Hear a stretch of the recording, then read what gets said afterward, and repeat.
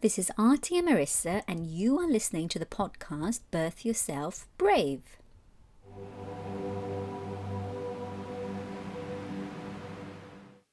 Celebrate Creative Calm is the title of this podcast.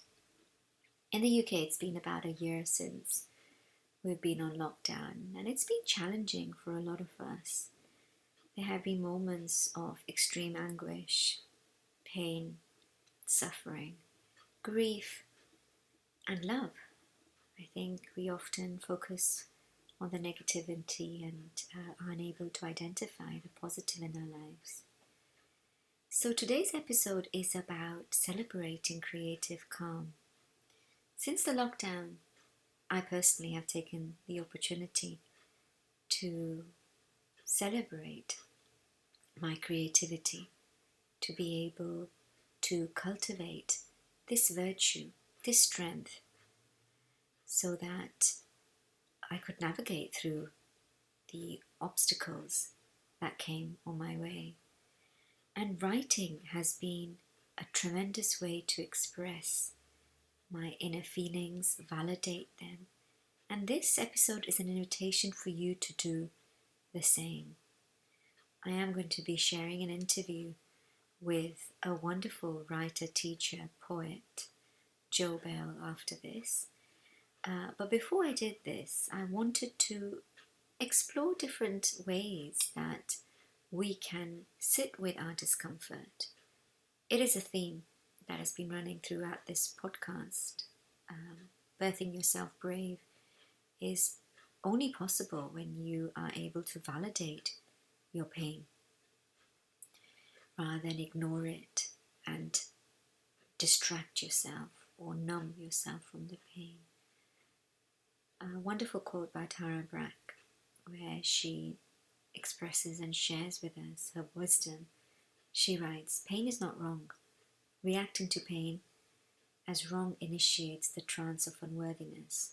The moment we believe something is wrong, our world shrinks, and we lose ourselves in the efforts to combat the pain."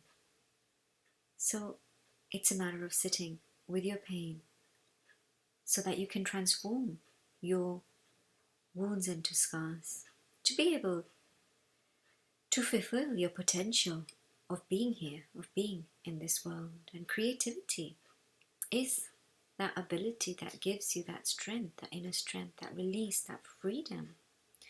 Another quote of Tara Brach is, "Perhaps the biggest tragedy of our lives is that freedom is possible, yet we can pass our years trapped in this same old pattern. We may want to love other people without holding back, to feel authentic, to breathe in the beauty around us, to sing and dance. Yet each day we listen to the inner voices that keep our life small." So there is some wisdom to help us get out of those molds that we have created so that we can step ahead towards freedom. And that's what allows us to celebrate creativity with calmness. This anxiety that we keep experiencing is because we want certain things the way we feel it is the right way. Rather, if we accept what we're going through in the cushion of compassion, it helps us to be able to go through life. Dan Siegel says, "Mindfulness has never met a cognition it didn't like." So when we judge ourselves, our circumstances, we're thinking. And sometimes we need to get out of our thinking brain and simply be. This is what motivated me to write. I joined the London's Writer Salon every day during the lockdown, initially last year, which gave me those skills to cope. And today I have a pleasure of sharing with you that I've launched a wonderful practitioner training called Fertile Emotional Wellbeing for Batch Flower Practitioners, which of course I'm scared, of course I'm anxious, but the key is I'm not letting it affect my worthiness because I want to help, I want to reach out, and writing has enabled me to do this. So I am inviting you to explore this relationship with writing, with expression, so you too can celebrate creativeness. You can celebrate creative calm through expression. Sometimes when somebody tells you, chill, relax, be calm, it's not possible. Whereas if you are held in that circle of compassion, validate your feelings, express them in a safe environment, that leads to that inner peace, that inner calm. And I do hope you enjoy the next interview so that you can take your steps to be your own cheerleader, to celebrate your creative calm, which is closer to you than you can ever imagine.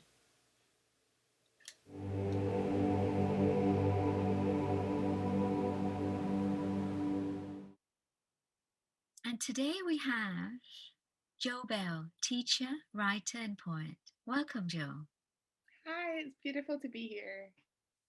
I'm so glad we made this little Zoom date, so to say, to be able to share with others. So tell us, Jo, what are you doing at the moment?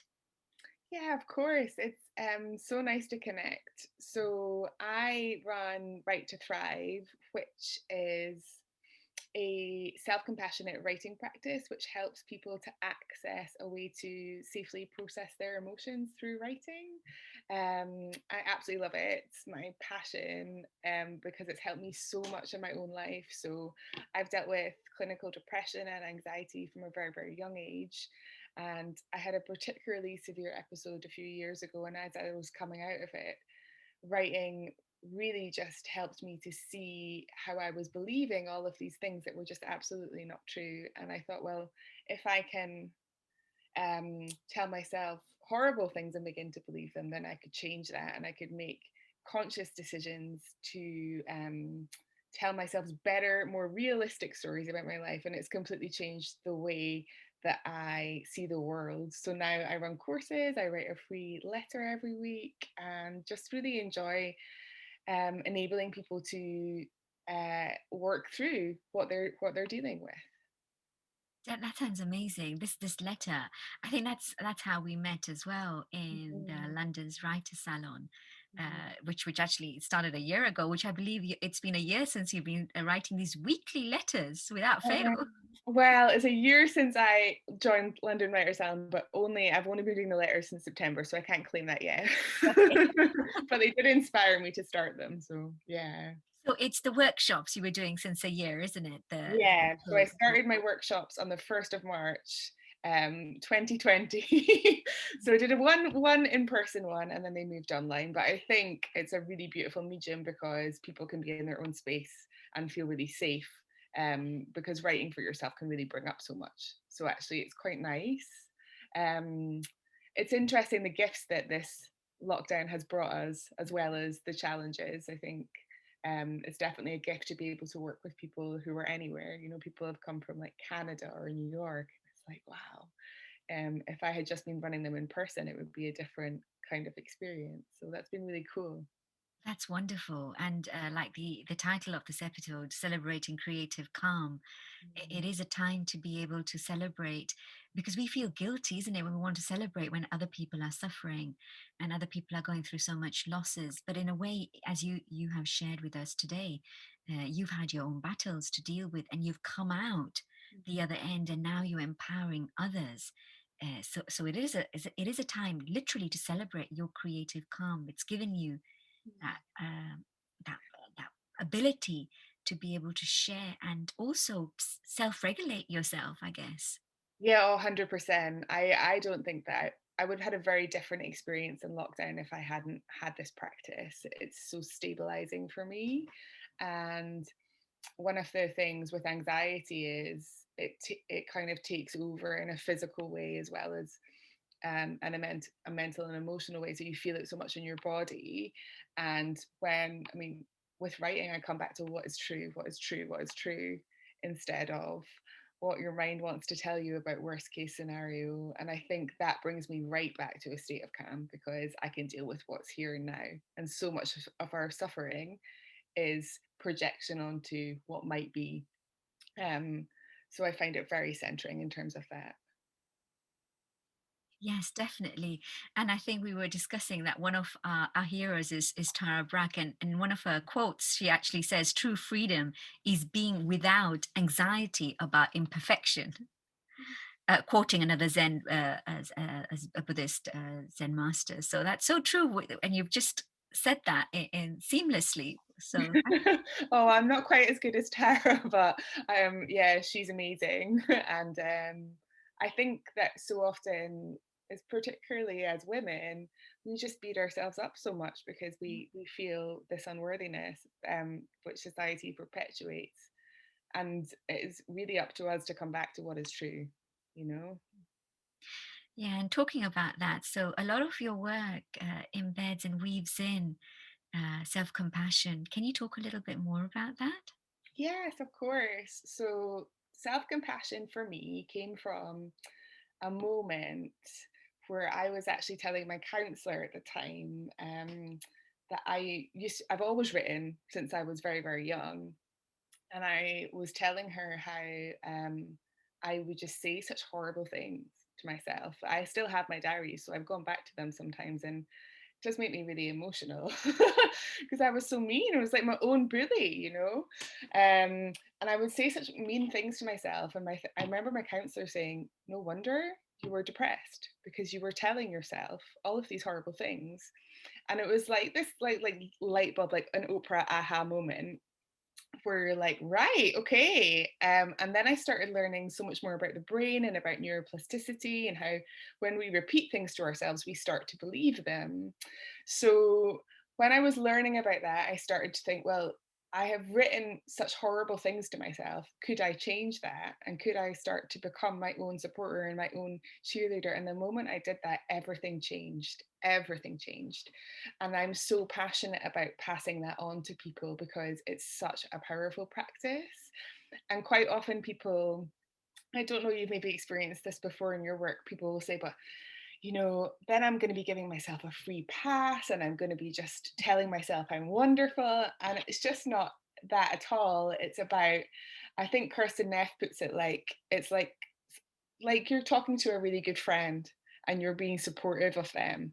And it's just giving that to yourself. And if you always have that support for yourself, there's only so far you can fall, I think. So for me, with having lived with depression, I find it just gives me such security in myself. And I also recognize when I started doing all of this work and opening up to all of this, I saw so many people around me who maybe weren't dealing with the chronic health problems that I had, but who were perpetuating these pretty brutal narratives about themselves.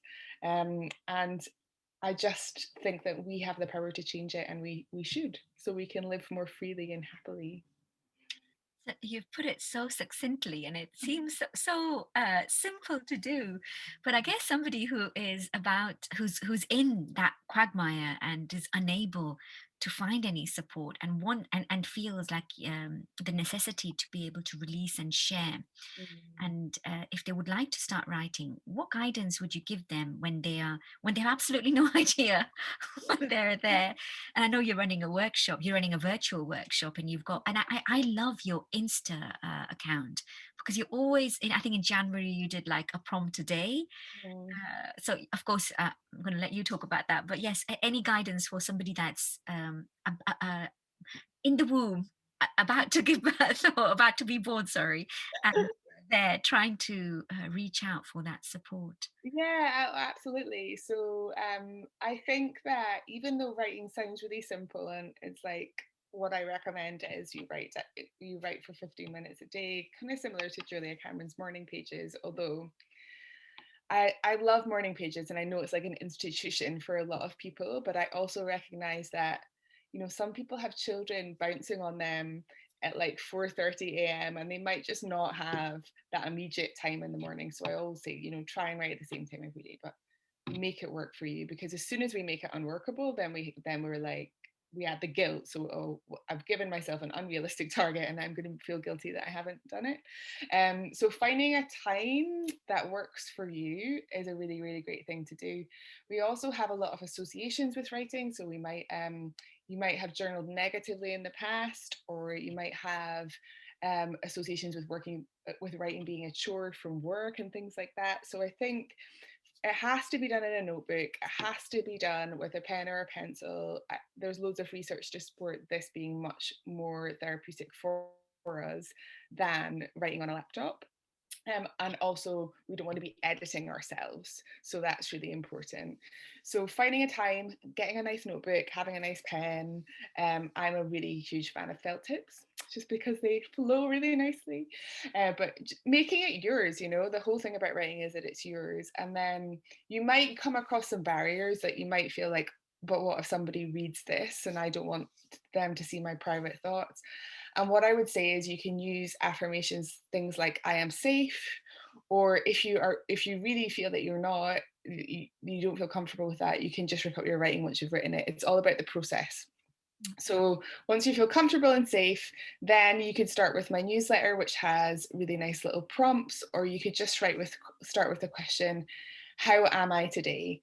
But I would really recommend being honest and conscious of how you are talking to yourself. So we're very quick to label ourselves like, oh, I am really emotional or I am really stressed. And those labels actually can be counterproductive. So it's just like, what am I experiencing? And kind of going from there. Yeah. Yeah, that's it's very inspirational what you've just shared there, because it's that inner critic, isn't it, that wants to label. And Mm-hmm. I think we were discussing this before as well. We need to sit with that pain, Mm-hmm. we need to acknowledge it, yet we don't need to indulge in it. So there's a fine balance between that, which I guess is what you're showing in the next retreat in the next course that you're running. Yeah. Because when you're guided at every way, when you do have those barriers, then it's that self-compassion that you're weaving in, uh, and a sense of detachment, isn't it, to see yourself doing it, which is quite amazing when that happens. Yeah, oh, absolutely. The observation. So sometimes I will be writing in the morning and I'm like, I don't know why I wrote that. It's not true. Like, and I think that it's these moments of kind of what we're scripting for our lives versus what's actually real, is very, very interesting to observe. So yeah, it's a great process to just give it a try.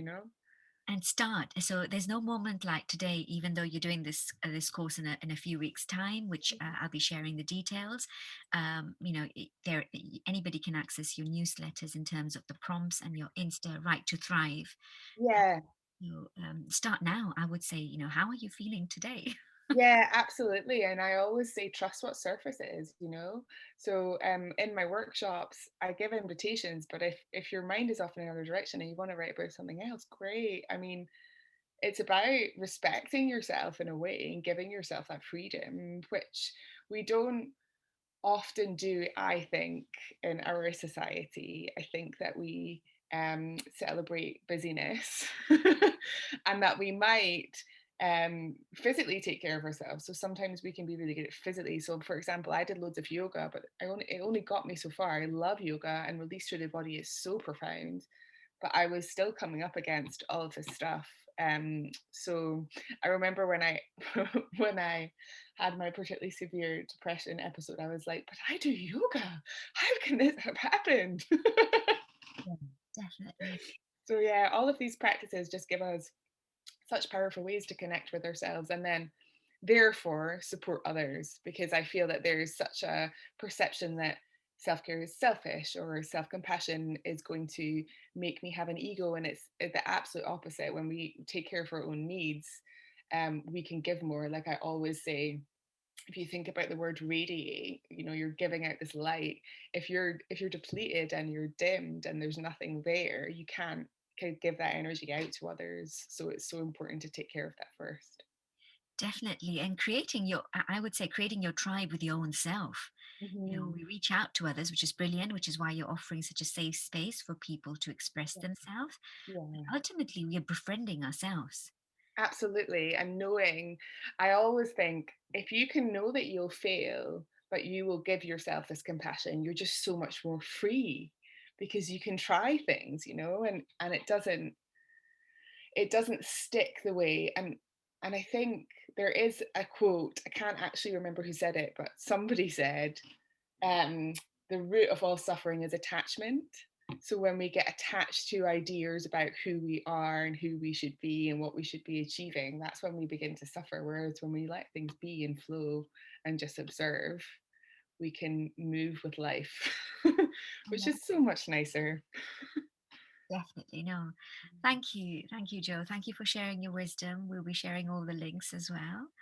And wish you all the best with your workshop and all the work that you're doing. Please continue. I'm sure a lot of people are appreciating it and they can reach out to you as well. And we'll definitely be in touch. Lovely. Thank you so much for having me. It was so nice to chat. Likewise. Thank you.